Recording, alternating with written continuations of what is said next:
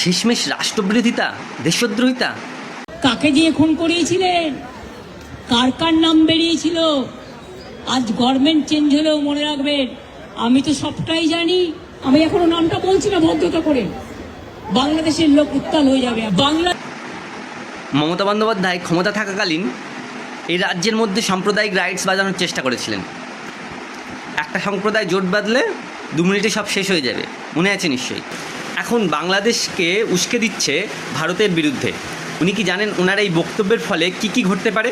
এদেশে জঙ্গি হামলা হতে পারে, ওই দেশের হিন্দুরা আরও অত্যাচারিত হতে পারে। উনি কি চাইছেন? উনি পুরো জগৎটাকে কি জ্বালিয়ে পুড়িয়ে ছারখার করে দিতে চাইছেন? এই মানুষটাকে জেলের বাইরে রাখলে পুরো অশান্তিতে জ্বলে যাবে। দয়া করে এনাকে জেলের মধ্যে ভরুন এবং দেশদ্রোহিতার যত রকম গুরুতর যে কেসগুলো হয় সেগুলো লাগিয়ে ওনাকে আমরা দেখতে চাই না। এটা মাননীয় মুখ্যমন্ত্রীর কাছে আমার অনুরোধ রইল।